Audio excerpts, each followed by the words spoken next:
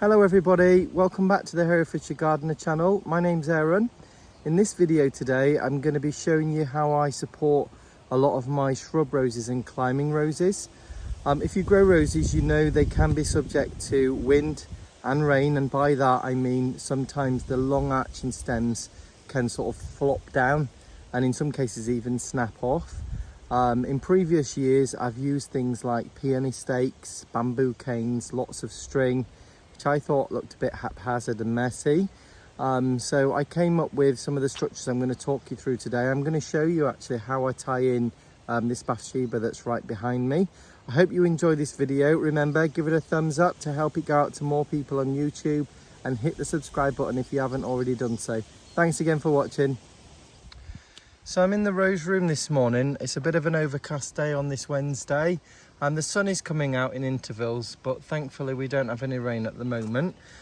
And there's quite a few videos that I've done in the rose room in the last week, so please do feel free to check those out on the Herefordshire Gardener YouTube channel.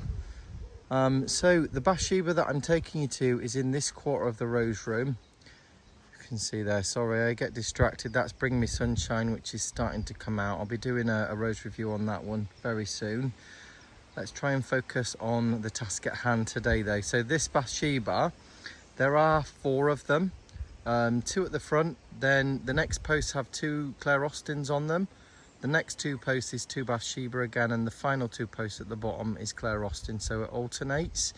I just want to show you how they are at this particular stage, and I'll talk you through how I tie them in, what I use, etc. Just bear with me, I'll take a quick drink.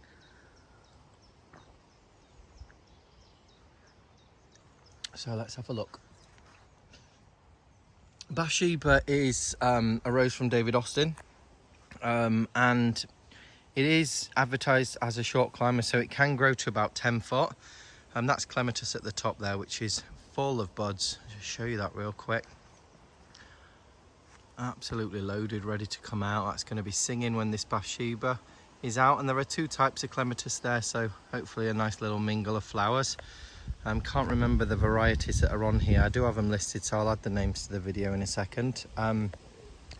So yeah, Bathsheba, we're in end of May, and as you can see we've got a lot of long stems coming from this shrub. It was pruned to approximately, if you look at the willow rings, there's 1 at the bottom, 2 and 3.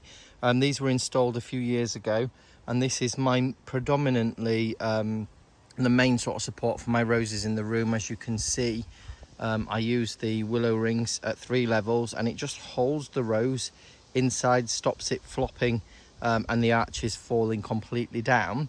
That's great for the stems that grow on the inside, but then what about the stems that grow on the outside? They can still flop. As you can see here, look, they've grown. That one's grown through ring number 1 at the very bottom, and it's come out. It's not gone through ring 2 or ring 3, and it's sort of heading in that direction. Once that's loaded with blooms on the end and it rains, perhaps that could come right down, crashing down to the ground, which is not what I want.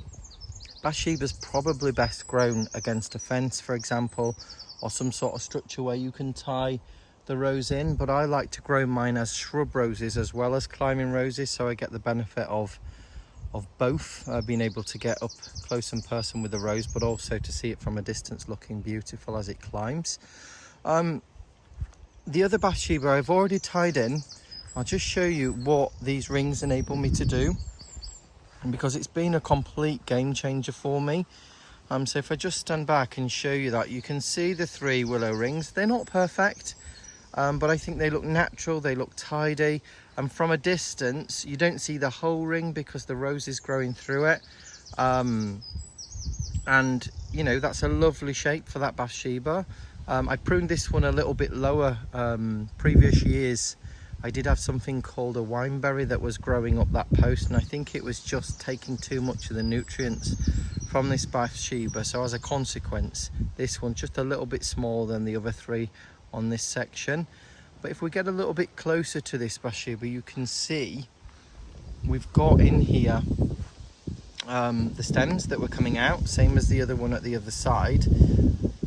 But these stems that are coming out, what I've done, just with some green garden string, I just tied to the willow hoop at the top there, and then tied to the stem. Very loosely, not too tight, I don't want to strangle it. The stem can still move in the wind, but that's stopping that stem from coming down any further, and it will support this cluster of blooms which is developing at the very end. So it's literally giving me the ability, as you can see, just to tie the rose stems in wherever I see fit.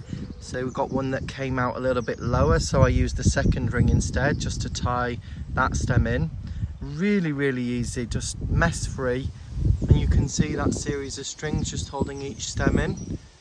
I think to tie this rose in, as I have done, and I didn't have too much to do because of course the rings themselves act like a vase neck that you'd put flowers in, and so the stems that are growing on the middle, they need little to no support because the rings will do all of that. But for anything coming out, I think to do this particular Bathsheba the other day, it took me 10 minutes, which is a considerable less amount of time than it used to take. And I think that looks really tidy. It's got a gorgeous shape. This one's not as tall as the one opposite, and I'll show you what solution I've taken to combat that. But you know, it's gorgeous. And I know now in this wind and rain that we've been having, it has literally not budged. Even a cane like this, you look at that one, it's coming out quite far from the centre of the shrub. That will be down and out in no time, but because, if you just look carefully, tied it into the top ring just there, you just give it the support that it needs, and those blooms are not going to cause it to come crashing down. If I see that the higher portion of the stems are starting to flop a bit, I've got the option to tie it in again, either to the post or to one of the stronger stems. So plenty of options. The posts at the back as well give me an anchoring point. So I think it's really important with your roses, particularly those that are known to be a bit floppy, which can be a lot of the Austin varieties. Nobody wants to wait all of spring, well, shall we just say all of autumn, all of winter, all of spring to get to late spring, early summer, and then your roses look like they've had a bad hair day. Like for example this Claire Austin, which I'm going to be moving on to soon. She's just starting to come into bud and she's loaded, but look at the state of her. She's flopping out to the front.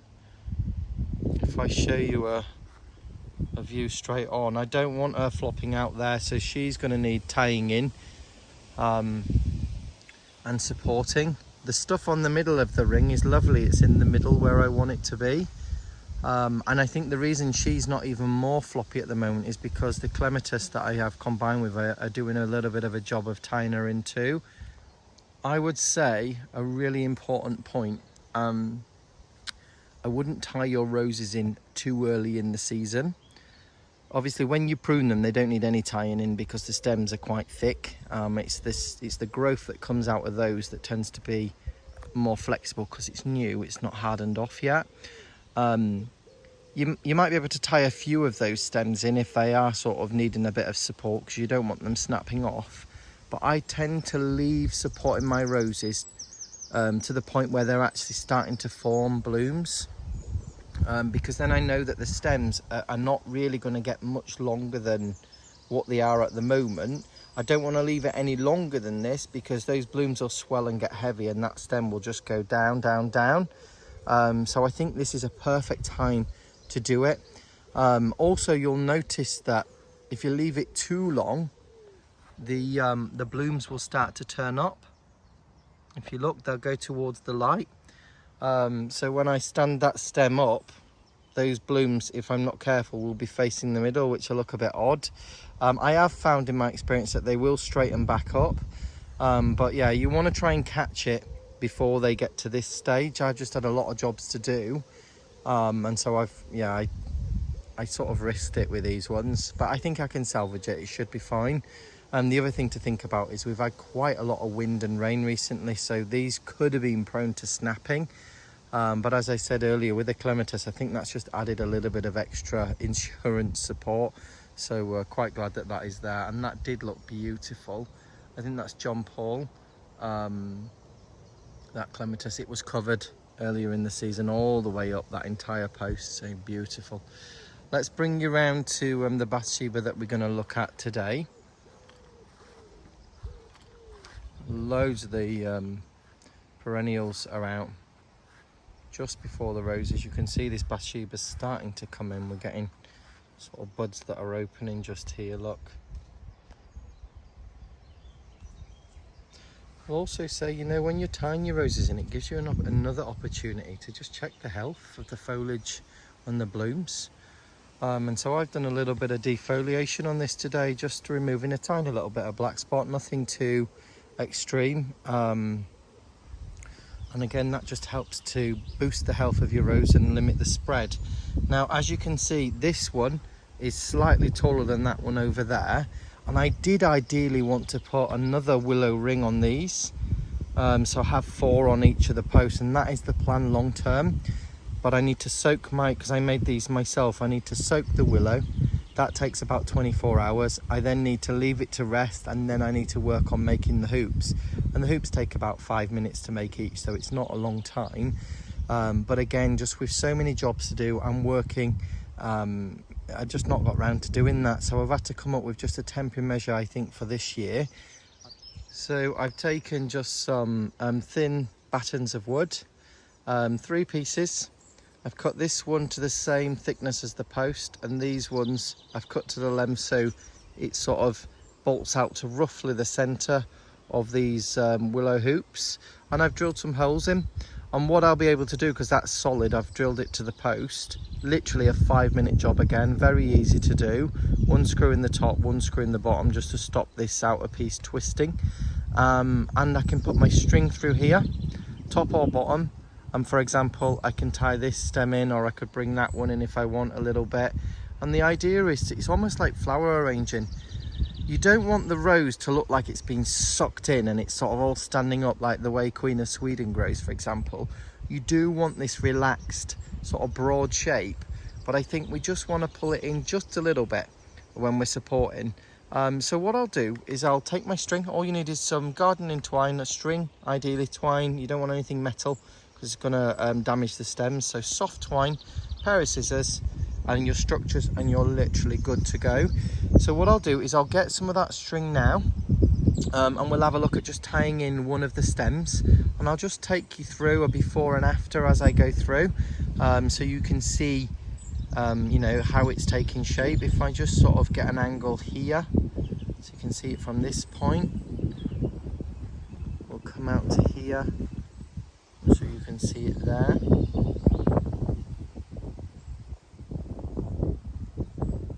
I should just show you very quickly, I've just noticed this Bring Me Sunshine. We've got some really long canes that have come up this year on this, new basil canes. There's 3 of them there. If you look at this one from the very base, you can see it comes all the way up, and it's sort of leaning quite far out because of the bloom buds at the end. That is at risk of snapping. I'm not going to tie that one in right this second, but I am just going to use some temporary string just to tie it up to perhaps the top ring just for now to support it until I get round to tidying it up. I'll just show you what that looks like. Give you an idea really of the support you get. So you can see there, just literally a temporary tie, and up it comes. It's no longer hanging down there. It's not at risk of snapping. The blooms are supported. You can barely see the string, which is just there. Like I say, this is just a temporary tie. When I come to what I call fix up and support my Bring Me Sunshine prior to the rose review video, I'll just sort of arrange those stems where I want them, final position wise, and just make sure it's got maximum support. But that's what it looks like. Right, we'll get on to this Bathsheba and I'll show you the first stem tied up. So I'm just at one of the other Bathshebas on this aisle. This is sort of after the video. I've noticed while I've been putting these supports in, I just want to show you something that I found just to sort of emphasize why it's important to tie your roses in so this doesn't happen.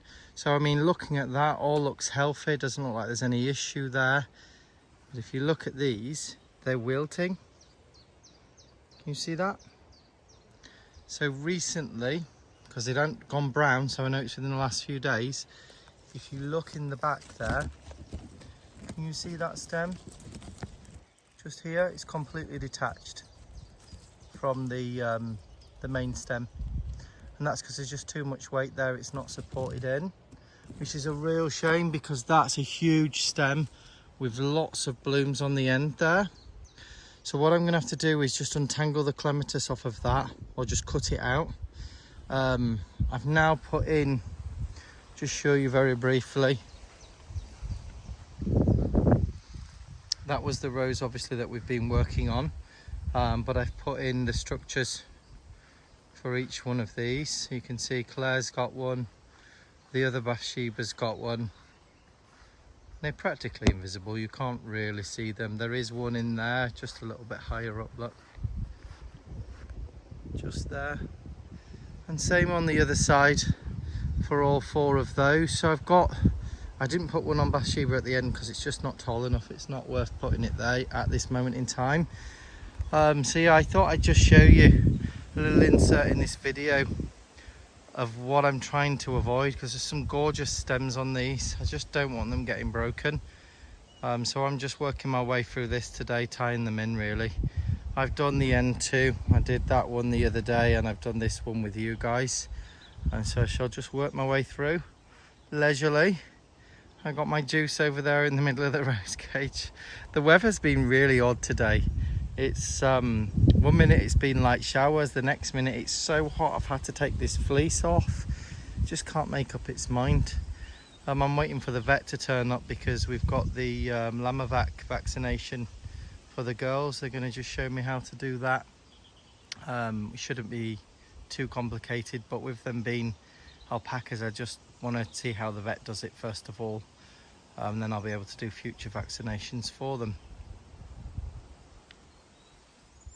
So what I've done is I've taken this sort of central stem that was coming through the middle anyway, but quite centrally.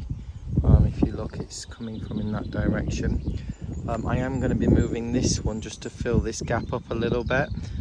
So I think that's a perfect position. So I've just pulled it in ever so slightly, and rather than using the hose, I've literally just tied the string around the batten. So that's now not going anywhere. Now I'll move on to this one, and I'll just show you what I mean in terms of positioning them. I've got ring number 2 that I can tie that to. If I wanted to, I could even tie it to for extra support to that back structure, but I think ring number 2 will probably be enough. We'll see. I'll come back in a second. So I've decided to tie this one in at 2 places, and I'll tell you why. So I've tied it in just down here on ring number 2, softly around the stem. Quite a lot of gap there. There's at least twice the width of that stem there. It's not strangling it. So that's point number 1, which just secures the stem in that direction. But if you look at this, there's actually quite a lot of side shoots that are growing. So there's going to be blooms all on that. There's going to be blooms on that. There's already this cluster of blooms in the center and this coming to the side. So this is potentially going to be quite a heavy load on the top of this stem. So what I've done is, using that central structure that I've put in, I've just pushed the string through the hole and just tied it a little bit higher up just at that point. So now that's just offering a bit of support in that direction also. And so, you know, as you can see, it's very minimal impact in terms of, you know, it doesn't look like the rose is covered in string or bamboo canes sticking everywhere. It actually looks like it's grown like that. Eventually that wood in the middle would weather if I left it, and I could just use that rather than the rings. That would work just as well, but I think the rings give me that central vase-like structure, the neck of a vase, which does take a lot of work out of tying in the stems. And also, as I've said earlier, you know, companion planting with clematis. Clematis is a vine. It grows like a string around your roses and it'll hold on to your stems, so it just gels everything together quite nicely. So what I'll do is I'll just sort of, just to speed the video up a little bit, I'll do a few more, show you those, and then I'll finish the whole thing off. It shouldn't take me any more than sort of 5-10 minutes to do this. I'll see you in a second. So I'm just bringing you in about halfway through. I've tied in just a few of these stems, but you can see it's already starting to take shape. As I mentioned at the beginning of the video, I don't want the rose to be columnar. I don't want it to be squeezed in.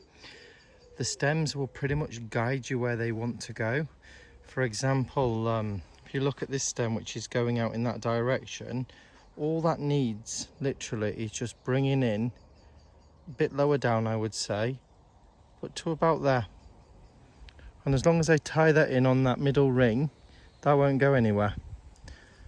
So it's just a fraction of movement. It'll still keep the natural shape. But you can see here, if you just look a bit closer, you've got some of the string, just tying some of the stems, the higher stems, to that new wooden structure. And then I've used string just to tie some of these that were coming quite far out to the top willow ring. You can see that as we go around. There are some lower stems that are going to give us blooms a little bit lower down, which I always love. Rather than having blooms all at the top, it's nice to have a little cascade of blooms.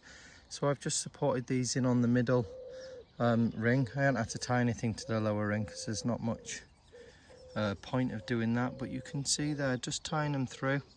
And if there are any other shrub leaves, I'll just put them over the leaves, just to over the string, just to cover it a little bit.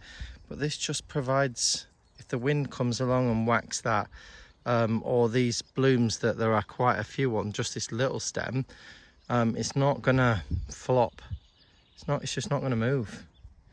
So it just really does make a difference. So what I'll do is I'll just finish off. I think I've got a little bit on this section to do and just a little bit round the other side, but I'm sure you'll agree with me, it's taking shape quite nicely.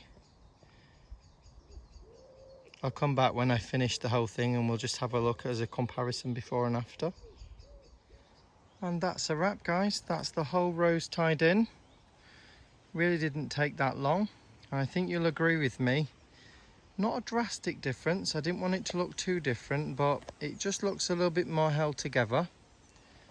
I'll just show you her from the different angles, and I'll put the video up of what she used to look like, just so you get an idea of where the stems have moved to. And then I'm going to take you closer in just to have a look at some of those knots that I've been doing, some of the ties, because there are different types.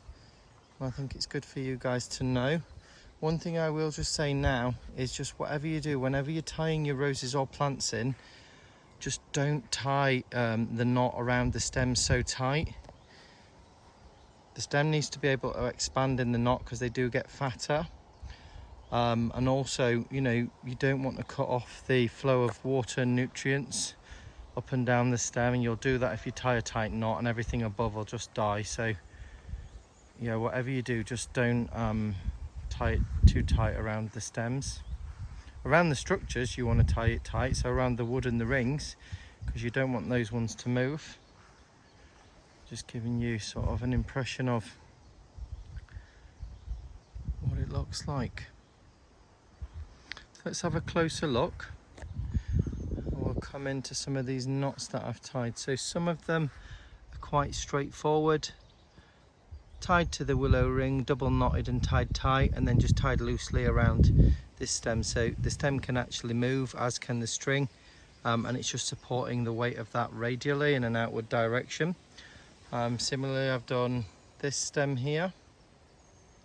I may need to eventually add another piece of string to that wood and just support this, because as you can see, there's quite a lot of growth points with blooms. But that's the beauty of this. I can come to it when I feel it needs doing, do the bulk of it now, and then just add in as needed. I'm just going to have a look at some other knots that I've done just to give you an example. So for example, I've got what I call a stem to stem knot, or a stem to stem tie. So this stem here has been tied to the willow ring, same as the other ones that I've just shown you. But then this stem was coming up here, and yes, I tied it to the lower ring, but there were all of this length here, and I just thought there isn't really anywhere to neatly tie that in, because this ring's a little bit too high for it. This ring it's already tied to. So then what you do is you do what we call a stem to, well, what I call a stem to stem tie. Again, just a loose knot. What I do with this string is I'll wrap it around the stem so it just anchors it a little bit more, but it's still loose. And then I'll tie it here. And because this stem is already tied into the main support, you're getting that support moving through to the outer stems. And if you look, it's practically invisible, but it just means that the placement of the outermost stem, which is lower than that, is perfect in my opinion. And you can do that with any of the stems. You could tie one stem to another stem to another stem if you wanted, but if you're going to do that, I would use what I term myself a vine tie, and I think I've done a few of them on here just to show you.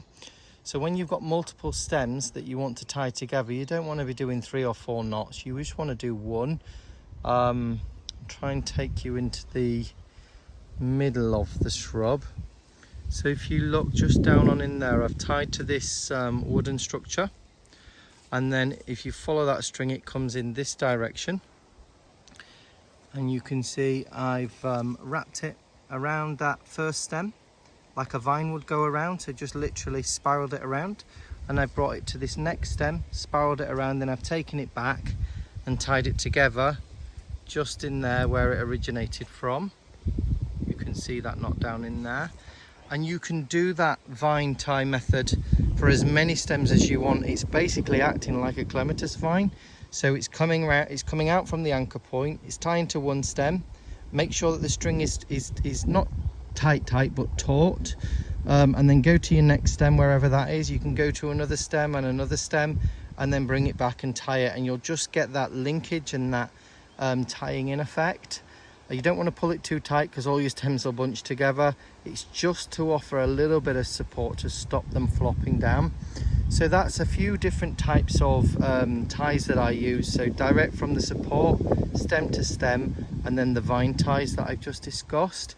And I think you'll agree with me, it's looking fantastic compared to what it looked like previously. I think it'll really show when I do some of the larger ones. For example, this Bathsheba down here and the one opposite have gone bonkers. They always do. There's a lot of long stems on that one. I think ring 3 is there. So this is coming up even taller. So definitely need to get that wooden structure that I made today into there. And then this is going to need quite a bit of tying in, but again, it'll just ever so slightly come together. And this Bathsheba is loaded with buds.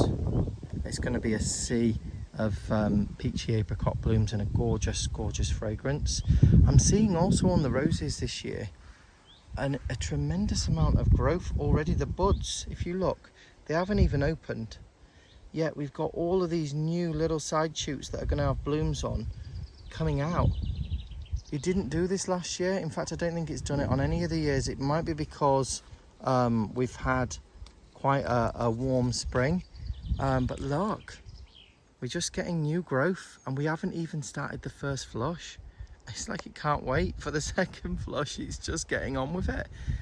So I think it's going to be loaded. But yeah, the Claire Austins tend to be a bit floppier than Bathsheba in my opinion.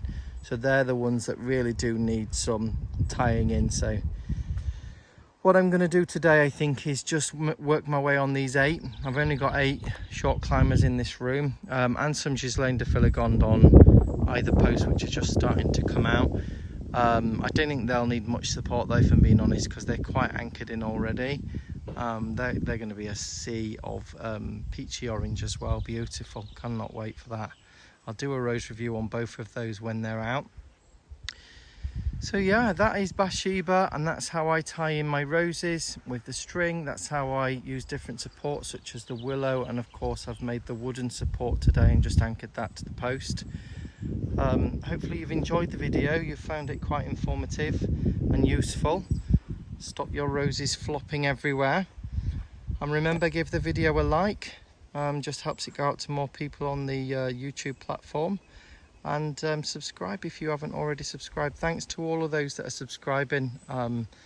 Really do appreciate your support, and it's quite exciting actually, because it's just encouraging me to produce more and more videos when I have the time. I'll see you guys in the next video. I hope you're having a good week. Take care. Bye bye.